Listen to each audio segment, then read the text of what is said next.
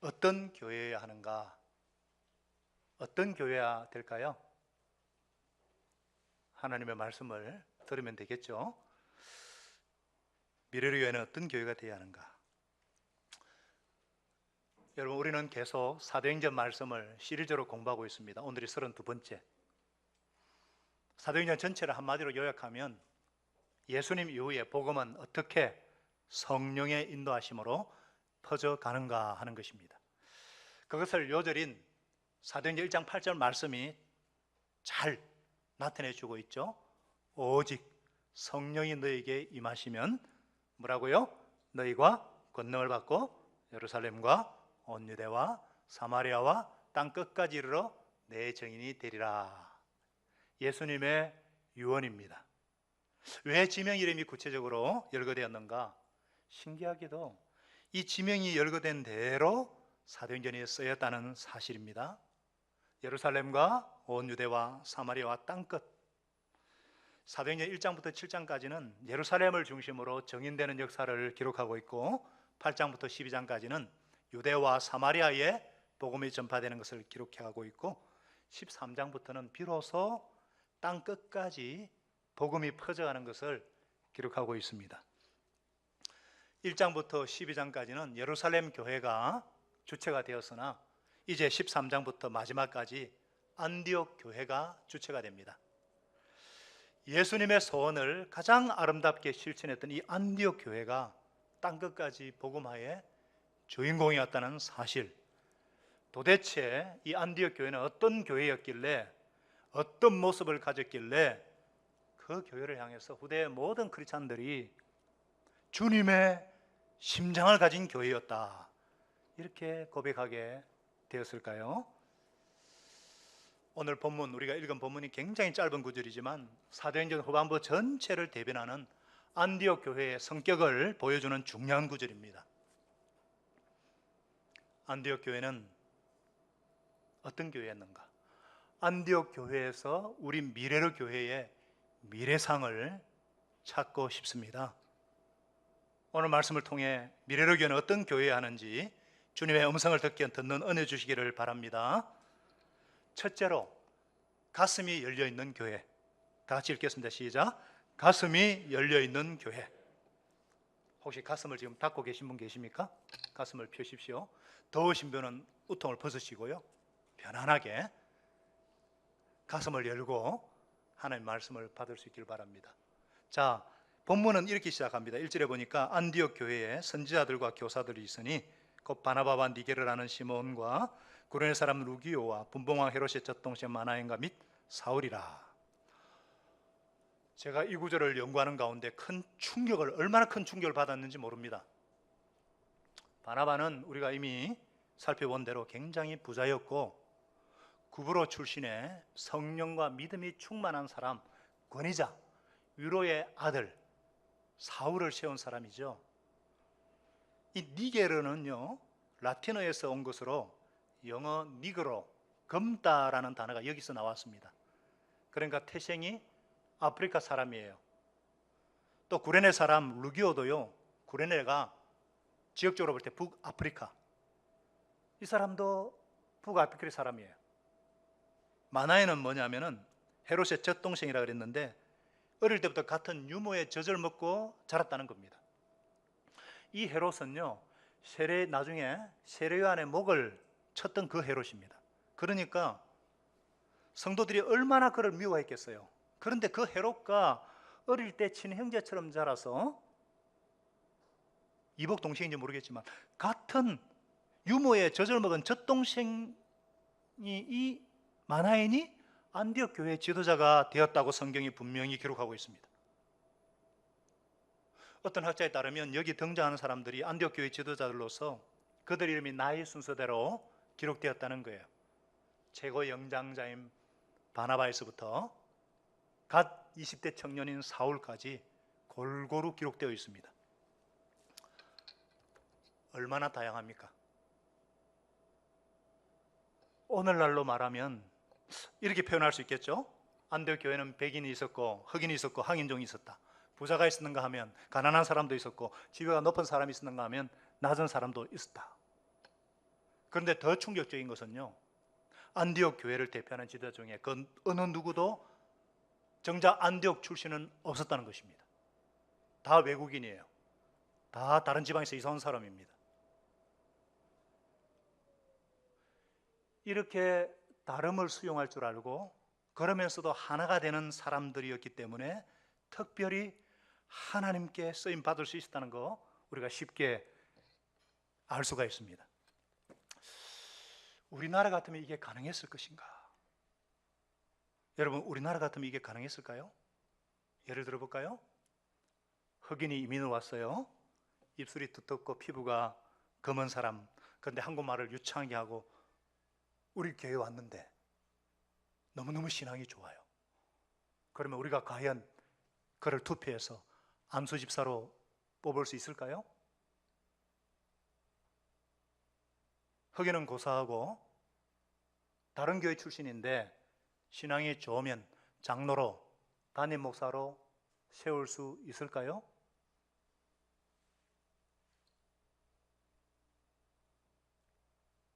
우리는요, 아무리 능력이 있어도 나와 다른 사람을 싫어합니다.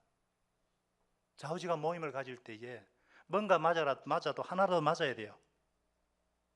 성씨가 맞든지 고교 동창이든지 고향이 동양이든지 뭐라도 끈앞을 하나 잡아야지. 그렇지 않으면 한국 사람 서로 간에 마음은 열지 못합니다. 꼭 물어보면 어디 출신이냐고, 고향이 어디냐고, 학교를 어디 나왔냐고.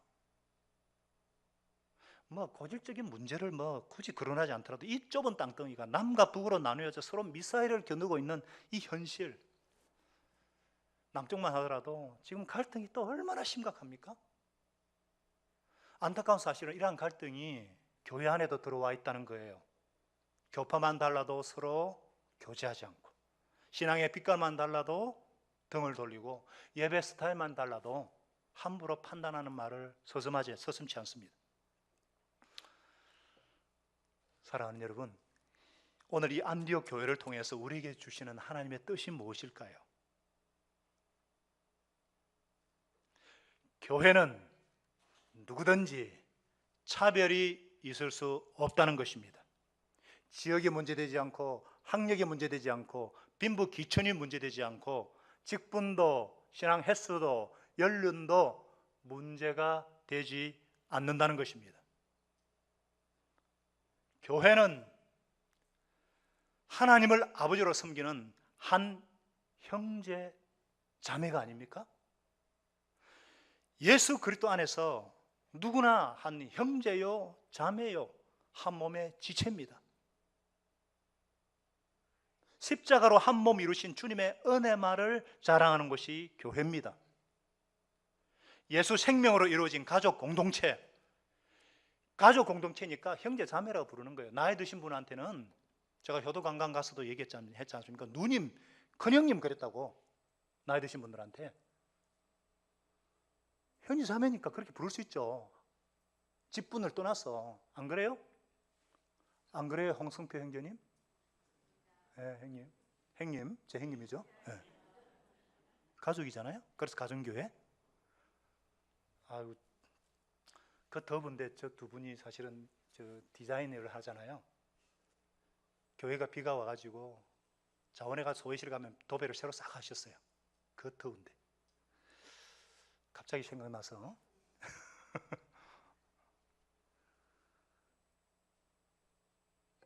예수 생명으로 이루어진 가족 공동체. 그래서 성령이 하나 되게 하신 것을 힘써 지키며 주어진 역할을 하는 것이 교회입니다. 이게 교회예요. 교회는 한 아버지를 모시는 한 지체이기 때문에 편하고 자유롭고 뭔가 그래야 되지 않아요?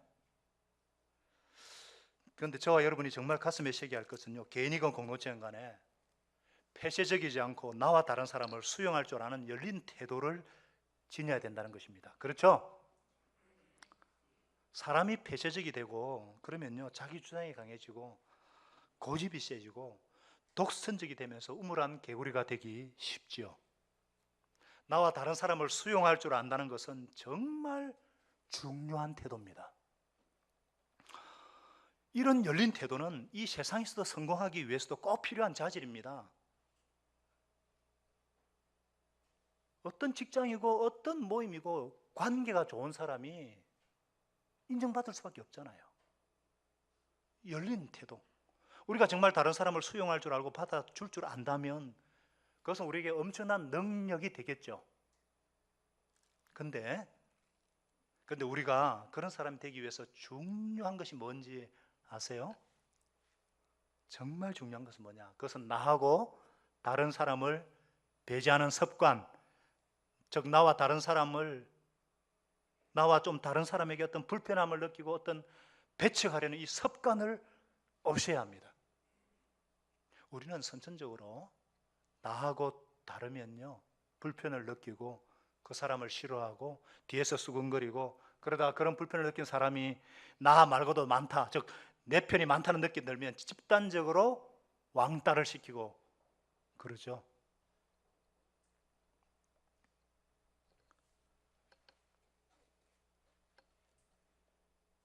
사실 우리가 얼마나 자기 줏대가 강합니까? 경상도 사투리로 자기 쪼라 그러죠. 자기 쪼가 얼마나 강합니까? 다 자기만의 기준이 있고 잣대가 있고 요구하는 수준이 있습니다. 기도 스타일만 달라도 왜 이렇게 시끄럽게 기도하지? 좀 조용히 묵상하면서 기도하면 좋겠는데 그러고요. 또 예전에 어떤 어떤 선교단체식의 어떤 그런 수준이 있어가지고 어떤 세례 간증이나 소감도 뭐 깊은 죄 문제를 드러내야지만 제대로 했겠다 그러고요. 자기는 또 원칙대로 잘하지 못하면서 다른 사람에게는 지나치게 원칙을 요구하고 판단하고 정지하고, 목장에서도 처음에는 좋다가 나와 다른 면이 보이고 그러면 그만 불편해하고 멀리하면서 마음에 맞는 사람끼리만 어울리고 싶어하고요. 이게 왜 그런가 하면은 내가 기준이 되어서 그렇습니다. 내가 우주의 중심이 되어 있고 내가 모든 것의 중심이에요. 이것이 가장 심각한 죄의 뿌리인 거 아시죠? 죄의 가장 뿌리가 뭐예요? 내가 하나님 노릇하는 거, 정말 회개하려면 이거 회개해야 되는 거죠. 내가 기준 되는 거예요. 사랑하는 여러분, 나와 교회의 중심은 누구십니까? 예수 그리스도시죠. 그러면 미래의 교회의 주인은 누구십니까? 예수 그리스도 한 번뿐입니다. 나의 자리를 그러면 누구에게 내어드려야 해요? 예수님께 내어드려야죠.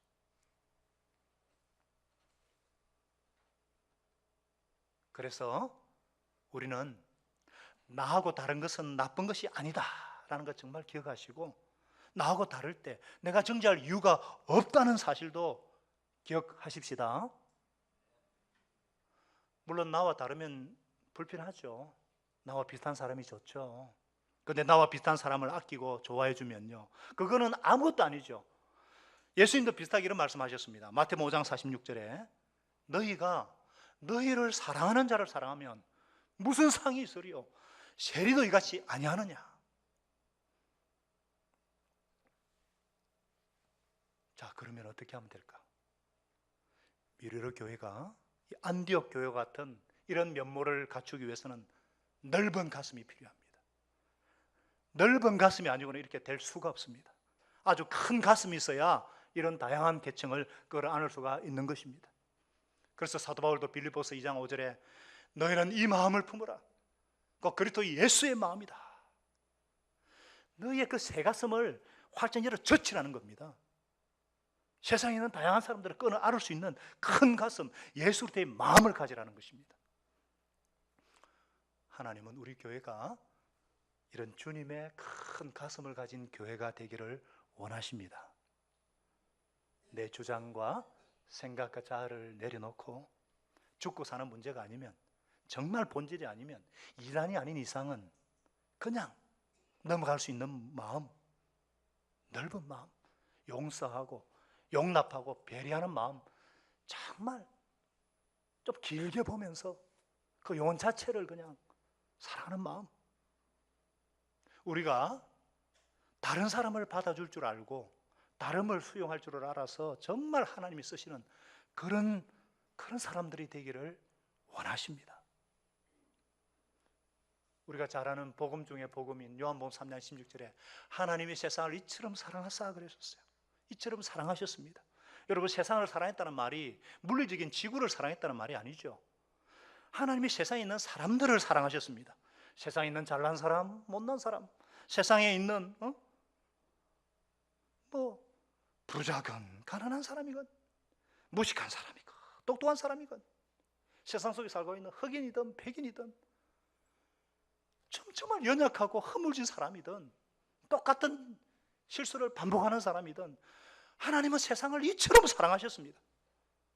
사랑 그 본체여서 바리새인도 안으셨고 창녀도 안으셨고 세리도 안으셨고 어린아이들도 껴안으신 이 예수님의 열린 가슴을 가진다면 첫째는 내가 행복할 것이고 그 다음에는 나와 가장 가까이 있는 가족이 행복할 것이고 목장 식구들이 행복할 것이고 이웃에게 아름다운 영향력을 끼치는 하나님의 사람으로 인정받게 하실 것입니다. 하나님의 교회가, 하나님은 우리 미래로 교회가 이 자리에 앉아 계신 저와 여러분 한 사람 한 사람이 이 주님의 마음을 품기를 원하십니다. 가슴이 열려있는 교회, 같은 사람도 그래서 안을 수 있고 영혼 자체를 전인격적으로 사랑하고 예수님이 사랑하신 것처럼 정말 긍휼히 여기고 품어주고 안을 수 있는 교회. 그래서 어떤 사람도 이곳에서 안식을 얻고 생명을 얻고 풍성한 삶을 누리는 교회. 심지어 오늘 교회에 등록한 사람일지라도 그가 하나님을 사랑하고 그리스도 안에서 한 지체가 되었다면 그의 의견에 귀를 기울이는 교회, 그가 섬기려는 마음이 있으면 그를 세워줄 줄 아는 교회. 그래서 정말 우리 목장에서, 교회에서 나와 좀 다른 사람도 받아주고 그래서 하나가 되어서 주 예수님의 거룩한 뜻을 섬겨드리는 그런 교회가 되게 하시기를 예수님의 이름으로 축복합니다. 두 번째, 미래를 위한 어떤 교회여야 하는가? 같이 읽어볼까요? 소원을 기도로 아랠 줄 아는, 바꿀 줄 아는 교회.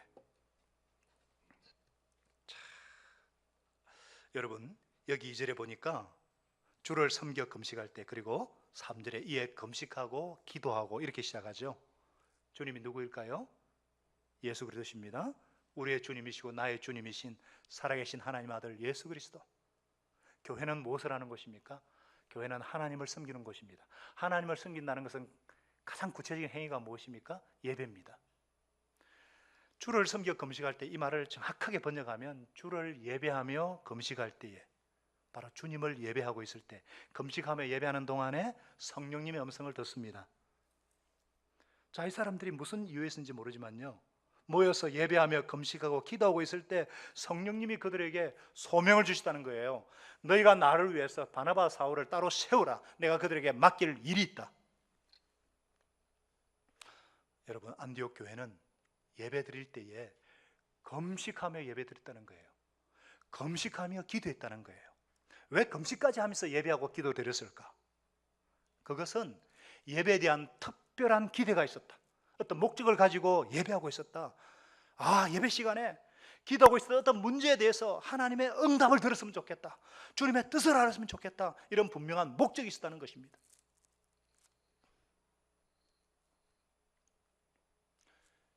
피조물에 불과한 인생들이 살아계신 하나님께 예수 그리스도 이름으로 기도할 수 있다는 것, 예배할 수 있다는 것, 최고의 특권이요, 최고의 축복이요, 인생 최대의 사건인 줄 믿으시기 바랍니다.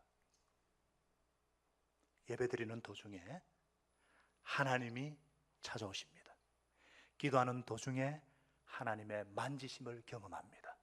하나님의 세미한 음성을 듣습니다.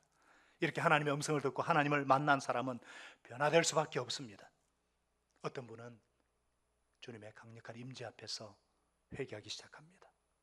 하나님을 비참한 죄를 회개하고, 하나님 없이 마음대로 살았던 죄를 회개하고, 하나님의 능력을 제한하였던 불신을 회개하고, 하나님의 사랑을 의심했던 것을 회개합니다. 또한 하나님과 한 약속을 지키지 못한 게으름과 안위를 회개합니다. 자기중심적이고 이기적인 신앙생활을 한 거, 몸만 교회에 나오고 은혜 받기만 원했지, 교회와 목장 식구를 위해서, 가족을 위해서 좀 더 기도하지 못한 자신을 발견하고 회개합니다. 또 어떤 사람은 수고와 무거운 인생의 짐을 대신 져주시는 주님을 만납니다. 묶였던 결박이 풀어지는 것을 경험합니다. 멍해의 줄이 풀어지고 눌린 데서 자유함을 얻습니다. 치료가 급속하게 되어서 건강이 회복하게 되는 은혜를 경험하고 해결의 실마리가 보이지 않던 인간관계, 꼬였던 관계 문제가 풀리기 시작하고 답답했던 심령에 생수를 부으시는 하나님을 경험합니다. 문제보다 더 크신 하나님, 상황보다 상황을 주관하시고 지배하시는 하나님을 바라보고 하나님의 평강을 경험합니다. 그리고는 너희는 여호와의 선하심을 맛보아 알지어다. 그에게 피하는 자는 복이 있도다. 이 말씀이 실제라는 것을 경험하게 되는 것입니다. 할렐루야.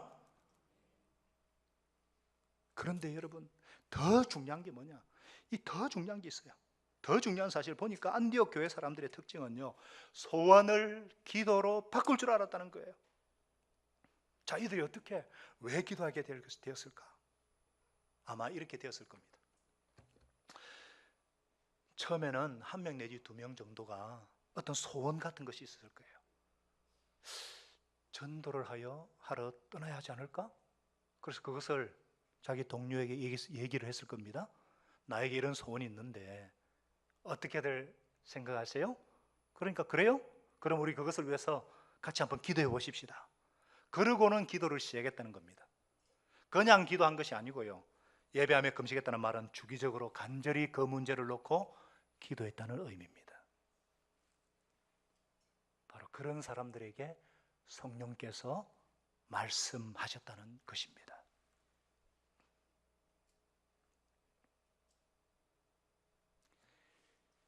지금까지 교회 역사를 보면 하나님의 일은 다 이런 식이었습니다.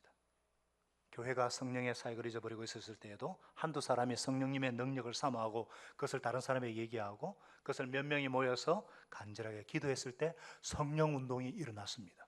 지금은 선교 대국이라 할 수 있지만 미국이요, 선교를 시작하게 된 때가 사실은 1806년이에요. 1806년 그 당시에는요, 미국이 선교에 대해서 전혀 생각조차 못한 시대인데 사무엘 밀저라는 이 한 대학생이 자기의 소원을 동료 학생 몇 명과 나누기 시작했습니다. 그것을 듣고 학생들이 학교 뒷동산에 건조더미에서 그 아래에서 기도하다가 막 그것이 불이 붙어서 전 미국의 선교 운동으로 퍼져나갔어요. 그래가지고 그 은혜 받은 선교사들이 우리 교회에 우리나라에 온 겁니다. 건조더미 기도 운동, 해시태그 프레이어 무브먼트, 이것이 나중에 25,000명이나 선교사를 보낸 SVM, 스튜던트 볼런티어 무브먼트의 모체입니다. 그때 온 사람들이 아펜젤러 언더우드입니다.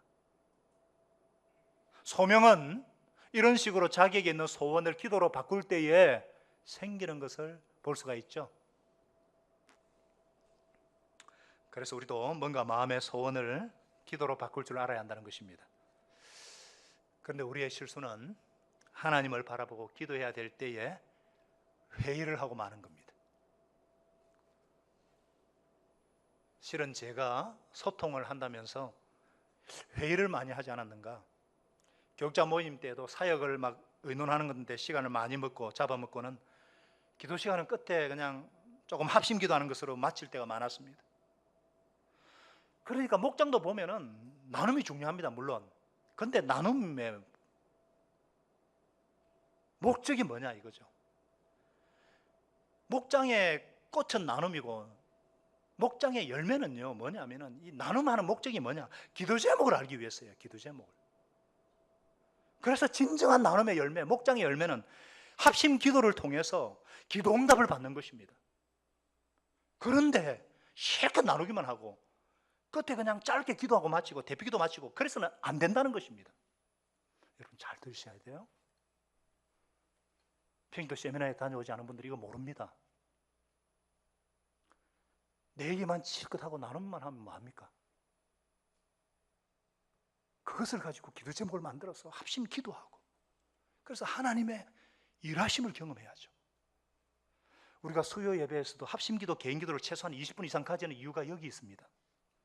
우리가 해도 물론 필요해요. 중요합니다. 그러나 기도 운동으로 바꿔야 합니다. 혹시 여러분 중에 하나님이 주시는 소원 같은 것이 있으면 그것을 나 혼자 품지 마시고 뜻을 같이 하는 사람과 나누시고 그것을 같이 드리는 간절한 기도 운동으로 바꾸시기를 부탁드립니다. 그러고 보니까 요즘 우리 주변에 그런 것이 막 이렇게 좀 보이는 것 같아요. 이번에 오리오 단기 선교도요, 오리오 목장에서 기도하다가 그것을 선교 부원들에게 옮겨지고 싱글과 교회 전체로 옮겨 붙은 겁니다. 저는 오리오 단기 선교를 처음에 시작하는 줄도 몰랐습니다. 어떤 목장은요, 나눔을 하다가 무슨 문제가 있고 기도 제목이 보인다 싶으면 목자님이, 자, 이것은 합심 기도하라는 하나님의 사인이니까 새벽 기도에 나와서 다 같이 합심 기도합시다. 그래가지고 여러분 요즘요, 그 목장 식구들이 막 새벽 기도에 나오지 않습니까? 그리고 어떤 목장은 목원의 심각한 문제 앞에서 몇 번의 합심 기도하면서 하나님의 은혜와 긍휼을 구합니다. 주님의 도우심과 긍휼이 없으면 도무지 해결할 수 없는 문제들이 있기 때문에 어떤 분은 중보기도 사역자에게 기도 제목을 올리고 요청해요. 그러면 중보기도 팀에서 간절히 중보기도 합니다. 그때 하나님의 놀라운 일하심과 응답을 경험하게 되는 것입니다. 그래서 우리 교회 이곳저곳에서 기도하는 그런 기도팀을 좀 만듭시다. 합심 기도하라고 우리 교회에 그렇게 룸이 많잖아요. 1층에도 룸이 있고요, 2층에도 룸이 있고요. 그러라고 만든 룸 아닙니까? 맞나요? 틀렸나요?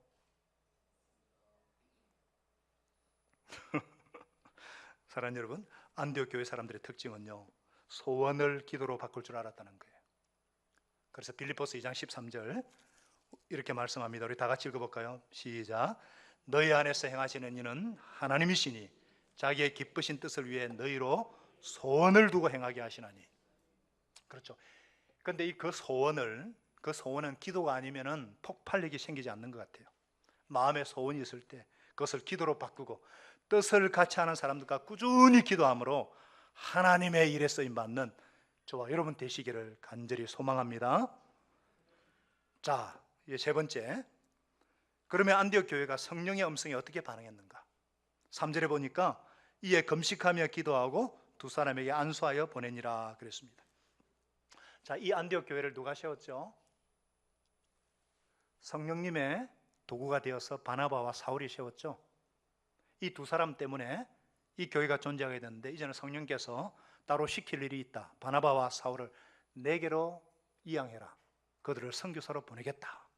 그러자 그들이 즉시 순종하여 보냈습니다. 이것이 안디옥 교회였습니다. 그 일을 놓고 뭐 논쟁했다, 의논했다는 말이 없습니다. 그들에게는요, 사실 바나바와 사울은 목사와 장로라고 할 수 있어요. 그들에게도 이런 소원이 없었겠어요? 아, 우리 목사님 장로님이 그냥 안디옥 교회에서 좋은 지도자로서 평생 우리와 함께 하면 좋겠다, 이런 마음도 있었겠죠.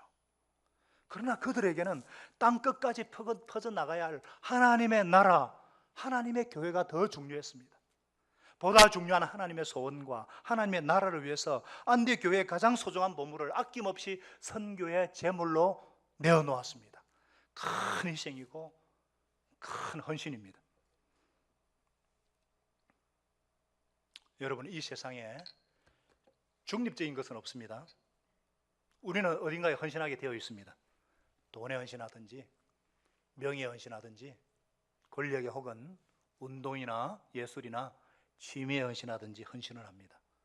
헌신이란 우선순위를 정했다는 것입니다. 우선순위를 정했다는 것은 뭔가 다른 것을 희생했다는 것입니다. 희생 없는 우선순위 없습니다.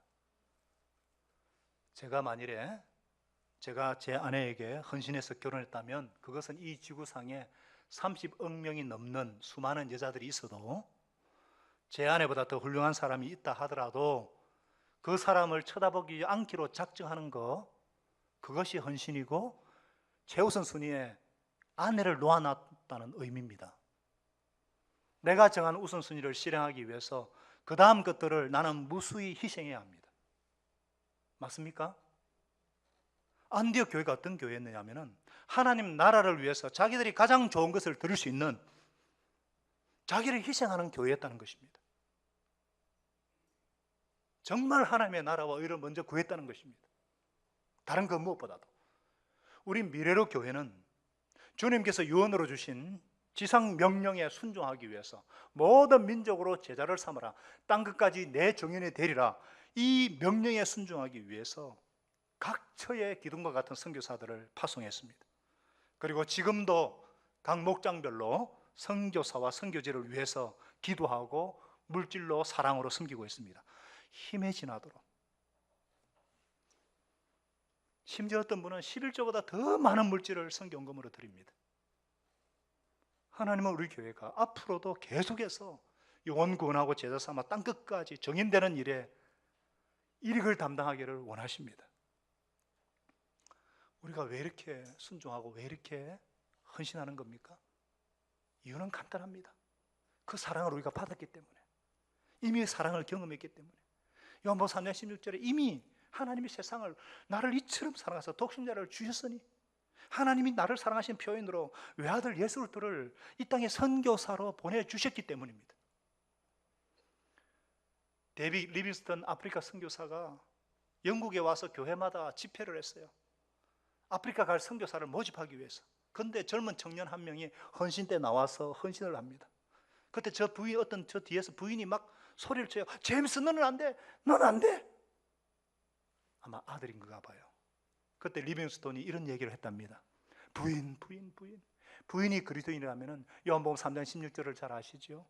하나님이 세상을 이처럼 사랑하셔서 하나밖에 없는 외아들 예수 그리스도를 선교사로 이 땅에 보내주셨어요. 그것은 하나님의 희생이에요. 우리가 하나님의 희생 때문에, 사랑하시게 희생하신 그 사랑 때문에 우리가 구원받고 영원한 생명을 얻었다면, 이제 우리는 이 땅에, 이 세상에 그 사랑을 주기 위해서 어떤 희생을 할 것인지 반응해야 하지 않겠습니까?